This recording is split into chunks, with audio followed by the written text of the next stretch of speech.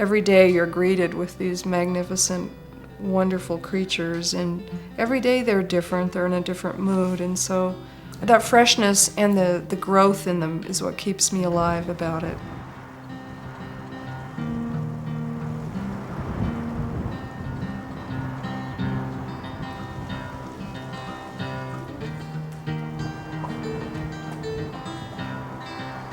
I try to ride dressage. Dressage is a training process whereby you gymnasticize the horse so that they respond to the most subtle of cues and invitations.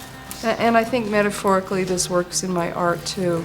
My art is not symmetrical in a literal sense, but I seek that kind of balance. You know, that fleeting moment of, wow, yes, it's perfect. And then it's gone, and you have to do it again. You can't ever rest on your laurels because it's like life, you know.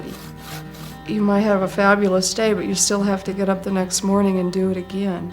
I guess for me, the writing and especially going in the studio are very much tied into that process of trying to achieve a momentary perfection and then trying to do it again.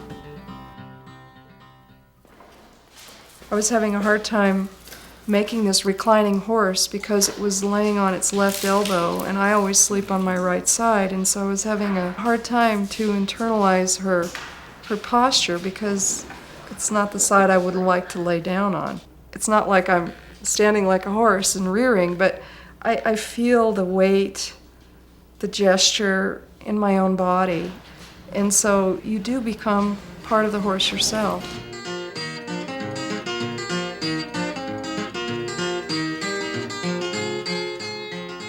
Since I'm using one subject matter, what I do to myself is vary the materials, vary the limitations, try not to use the same kind of solution that I've used before. More often than not, I simply respond to the materials and start building, and then the nature of the way the materials find each other starts to indicate a temperament and a physique, if you will. A few times today, there would be a piece and we all seemed to know that it was going to work almost before it got put on. It just kind of, it almost would make a noise when it would go on, like a kit, you know, click. It's more like I'm discovering the personality of the horse that I'm working on. I can't really preconceive what it is that will work, and so it's just trying to see as many things as you can and to incorporate them.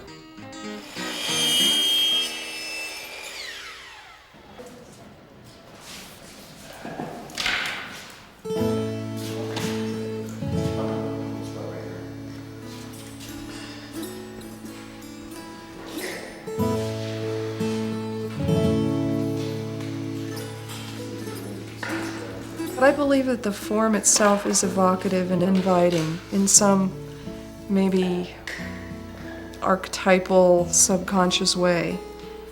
You know, the history of the world was determined by whomever had the best horses, or horses at all. So probably in our collective unconscious, we know that this creature has been really incredibly important to us. But horses aren't just horses. They go in and out of being more horse and less horse.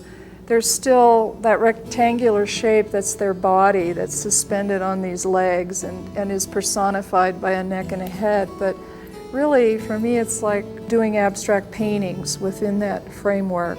And the meaning of actual horses changes with me every day. I'm engaged in teaching them and conversing with them. And so it's a dialogue that is very real for me. And it's almost about presenting information to another species, not just horse training. I mean, I in no way could be a professional horse trainer. This is more of a dialogue with a friend.